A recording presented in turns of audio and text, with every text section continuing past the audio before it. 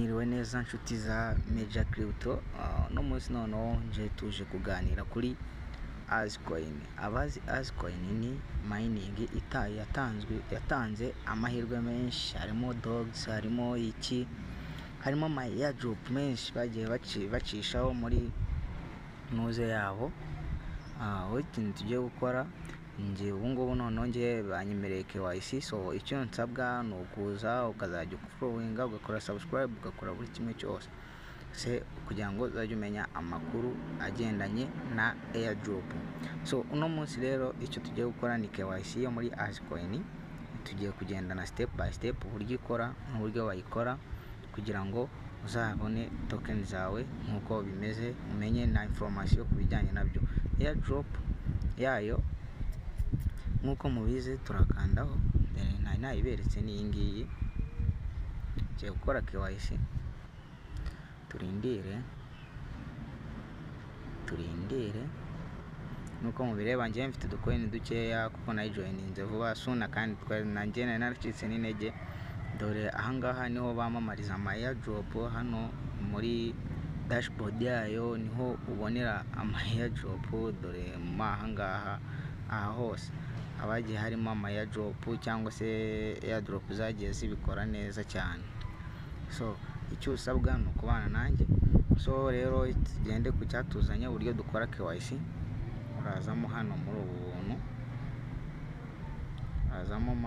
ubu budomo 9 turakandaho.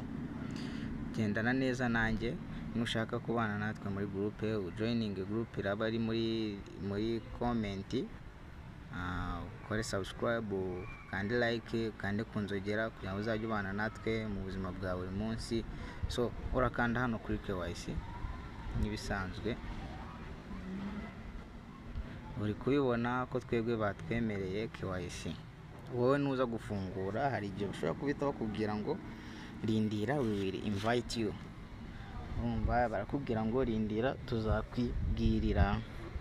Nuko uko bimeze rero tugiye gutangira uko tuyikora step by step, nawe kugira ngo utazabura uburyo ubikora, kandi nyamara Major Crypto yarabikubwiye.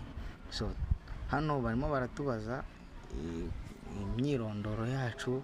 Ahangaha ni ugutanga abafite drive license cyangwa se abafite state ID cyangwa se passport. State ID ni irangamuntu ya state ID. Iyi drive license ni permis, passport murazizi. Ahangaha turatanga face verification, hariyo selfie, byose ugiye kubibona. So tugiye gukanda kuri start nk'ibisanzwe. Hano select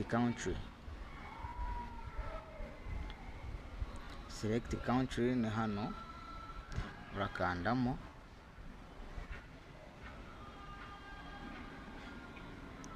Nimba uri umunyarwanda hano urandikamo Rwanda, nimba uri umurundi urandikamo Burundi kugira ngo igihugu cyakize.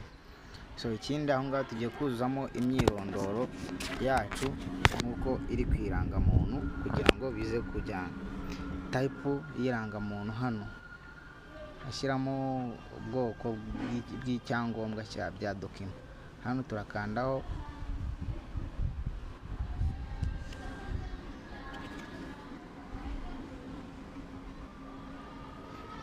urakanda hano dushyiremo namba ya ID yacu, ni nimero y'irangamuntu yacu. turashyiramo tuyuzuze neza nk'uko bisabwa.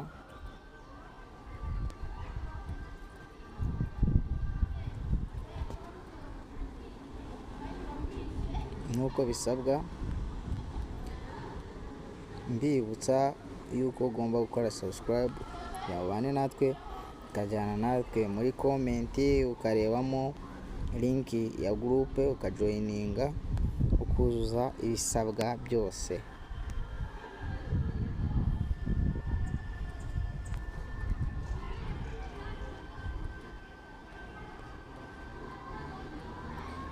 guys, mbibutsa ko iyi Meja Crypto ibabereyeho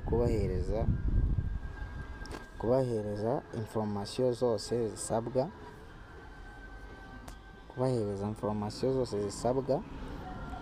kuri airdrop. Turamanuka tuze mu mwaka twavukiyemo, uhitemo umwaka, maze urahitamo umwaka.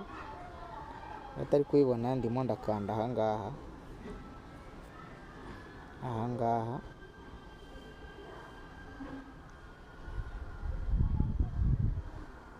nsubira inyuma kuko ntabwo navutse muri 2024 kameme. Subira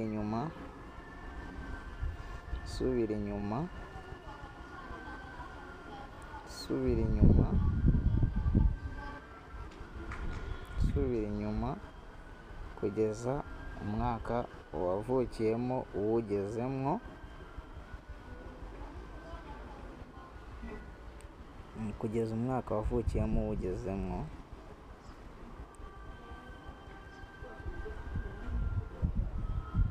Kugeza umwaka wavukiyemo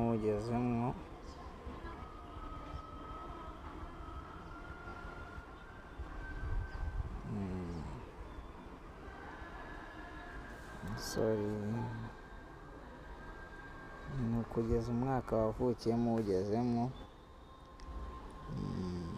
8.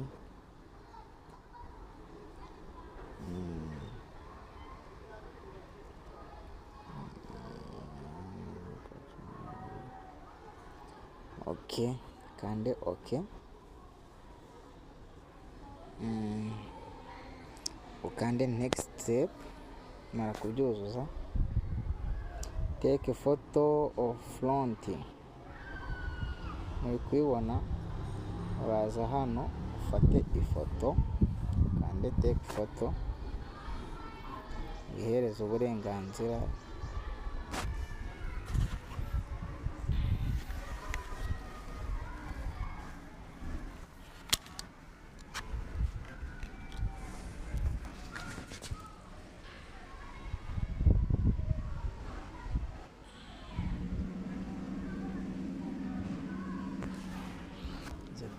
Nagure kamera neza,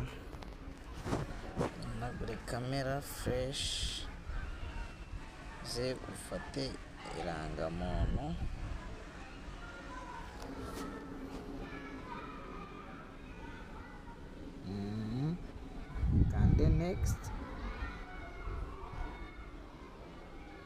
Kande next, selfie.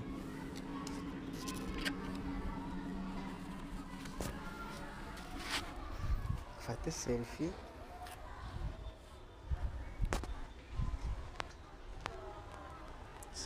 Photo.